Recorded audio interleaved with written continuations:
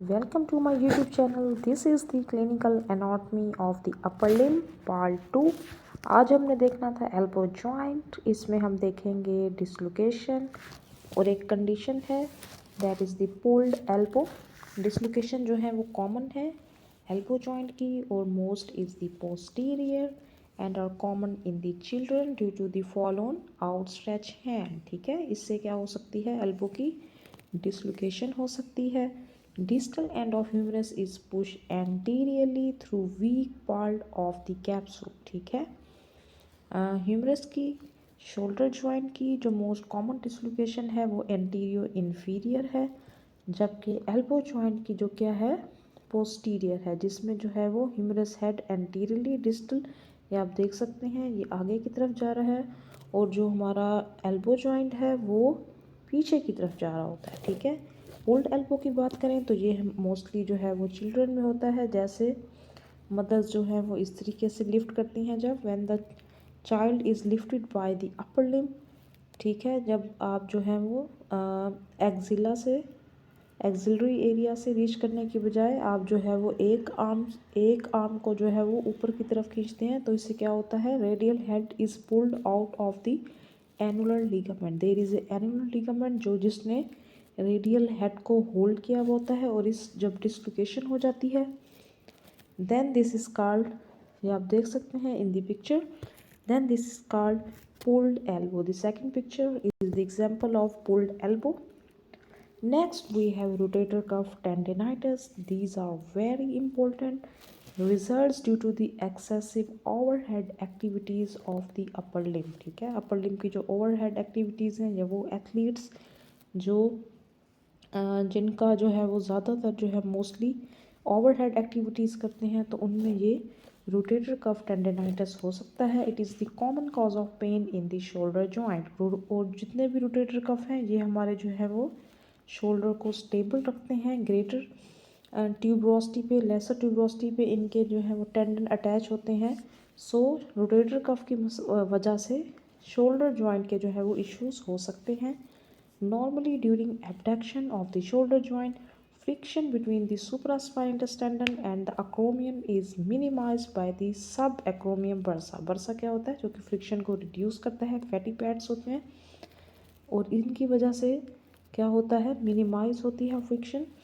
degenerative changes in the bursa are followed by degenerative changes in the tendons of supraspinatus that may extend to the tendons of other rotator cuff. ठीक है, हमारा जो supraspinatus है, this is the very commonly affected rotator cuff muscle. There is a spastic pain in the middle range of abduction. ठीक है, rotator cuff की वजह से जो है वो एबडक्शन मूवमेंट्स हमारी डिफ़िकल्ट हो जाती हैं, क्योंकि रोटेटर कफ जो मसल्स हैं उनका यही वर्क है of the abduction overhead activities. ठीक है, this is the pectoral form. Rupture of the supraspinatus tendon की अगर हम बात करें, in advanced cases of tendinitis, necrotic supraspinatus tendon may become calcified and rupture. Patient is unable to initiate abduction of the arm. जो हमारा supraspinatus जो है वो मसल होता है, उसका वो हमारे स्पाइन ऑफ स्कैपुला के अबव जो अटैच होता है वो हमारा सुप्रास्पाइनेटस होता है, और उसका वर्क क्या होता है, 0 to 15 डिग्री ऑफ एबडक्शन. तो जब सुप्रास्पाइनेटस में जो है वो इन्फ्लेमेशन होगी उसके टेंडन्स में, तो क्या होगा, एबडक्शन मूवमेंट लॉस हो जाएगी. Very simple.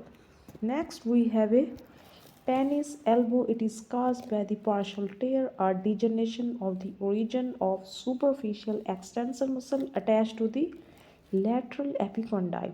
lateral epicondylitis या फिर tennis elbow, this is the same name of a condition. ठीक है, इसमें हमारे एक्सटेंसर्स इन्वॉल्व होते हैं.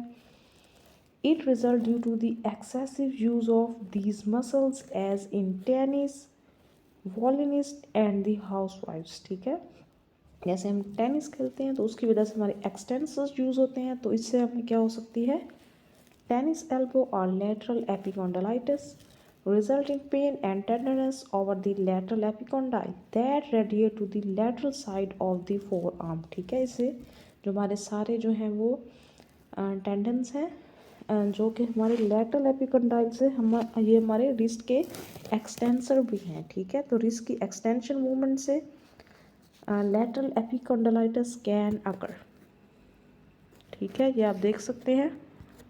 Next we have a golfer elbow, ये हमारी बिल्कुल टेनिस एल्बो से अपोजिट कंडीशन है, इसको हम मीडियल एपिकॉन्डालाइटिस भी कहते हैं। और ये सब चीज़ें जो हैं इनके जो डिफरेंट अदर नेम्स हैं ये इम्पोर्टेंट हैं for MCQs point of view. It is caused by a partial tear or degeneration of the origin of the superficial flexor muscle attached to the medial epicondyle। Tennis elbow हमारे पास जो है वो extensor के जो है वो inflammation की वजह से था, while golfer elbow is due to the flexor muscles, ठीक है। ये आपने याद रखना है, एक दूसरे के अपोजिट हैं। It result due to the excessive use of these muscles as in playing golf. उसमें टेनिस खेलने की वजह से रिस्ट एक्सटेंसर यूज ज़्यादा होते थे, गोल्फ में रिस्ट फ्लेक्सस ज़्यादा यूज होते हैं। Result in the pain and tenderness of the medial epicondyle, और ये पेन रेडिएट करता है to the medial side of the forearm. ये दोनों कंडीशंस इनको आपने वाइस वर्सा में याद रखना है।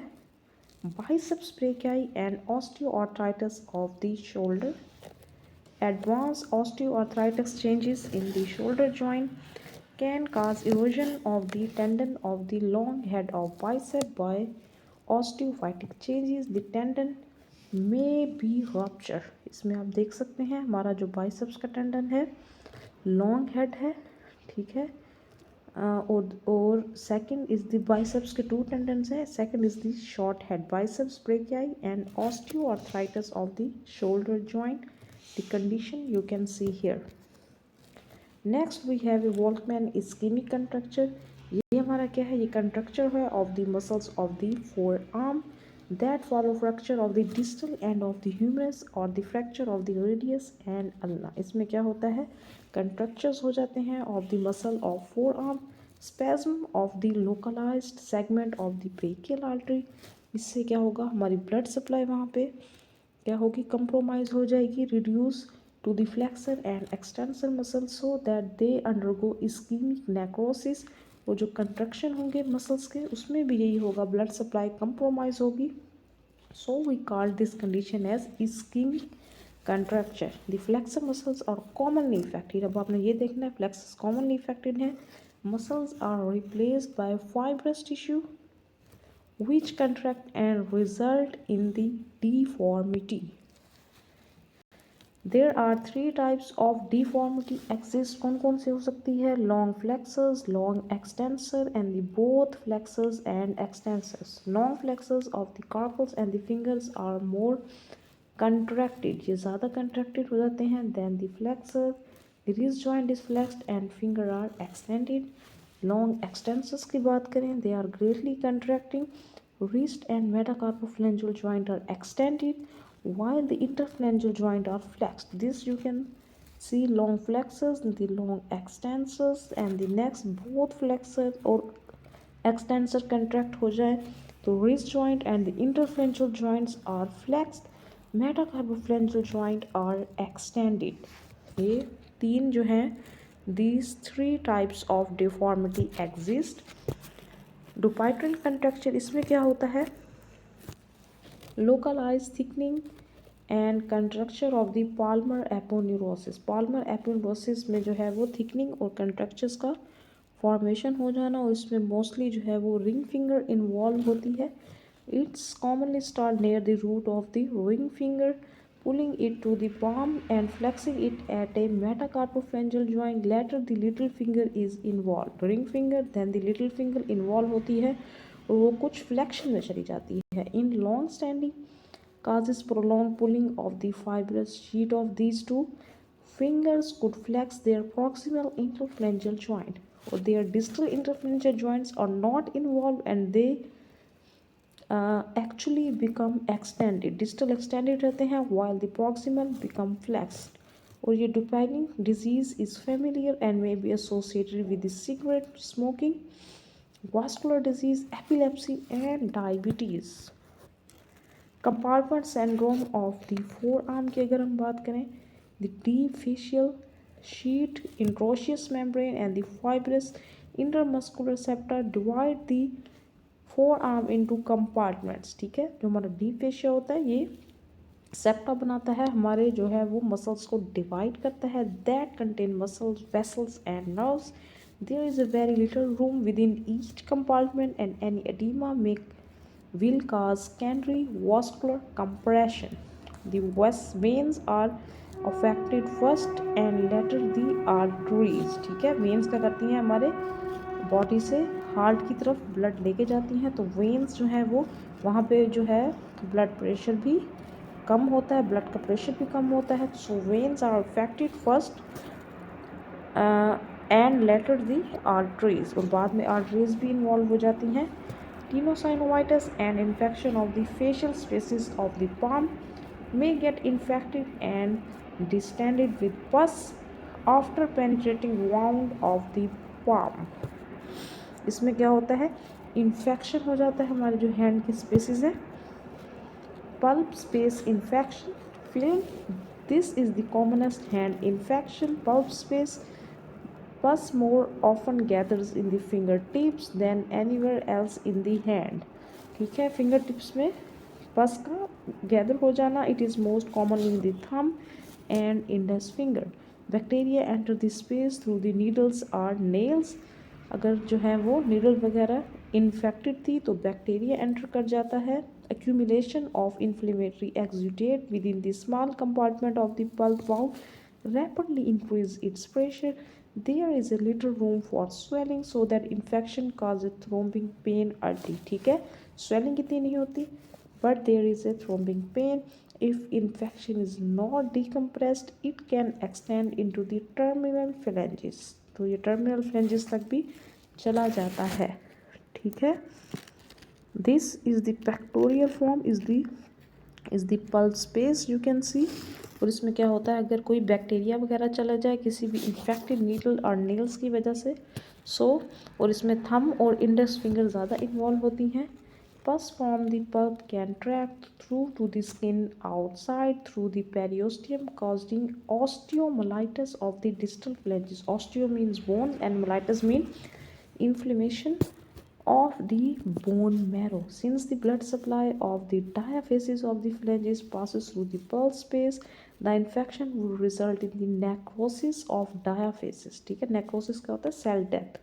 Its epiphysis is supplied by the separate artery, so the usually survives the infection, ठीक है। epiphysis फिर भी क्योंकि उसकी ब्लड सप्लाई डिफरेंट है, सेपरेट आर्टरीज हैं, तो वो सर्वाइव कर जाती हैं from the infection. The synovial sheath of the affected finger can be involved because of their close relationship to the proximal part of the pulp spaces. जिन चीज़ जो है वो स्ट्रक्चर्स का जो है वो एसोसिएशन है, वो चीज़ें इफेक्टेड होंगी, जिनकी अलग ब्लड सप्लाई है, आर्टरियल सप्लाई है, वो सर्वाइव कर जाएंगी। Venipuncture. The superficial veins of the upper limb are used for venipuncture transfusion and cardiac catheterization, ठीक है। जो superficial veins हैं वो हम इन चीज़ों के लिए यूज़ करते हैं। When a patient is in shock, the superficial veins are not always visible. shock में veins जो है वो इतनी visible नहीं होती। It is very important to know their course and the relationship to important landmarks. इसमें sphenic vein है हमारे पास, जो कि रिस्ट में प्रेजेंट होती है। It pass posterior to the styloid process of the radius in the cubital fossa. It is separated from the brachial artery by a bicipital aponeurosis which protect the artery from irritating drugs. अब देखें cephalic veins की क्या क्या characteristics हैं। In the deltopectoral groove, it communicates with the external jugular vein by a small vein that passes front of the clavicle. Fracture of the clavicle can tear this communicating vein and causing a large hematoma. ये आपने याद रखनी है sphenic vein की characteristics. Next, the arteries of the upper limb we will discuss from our next lecture.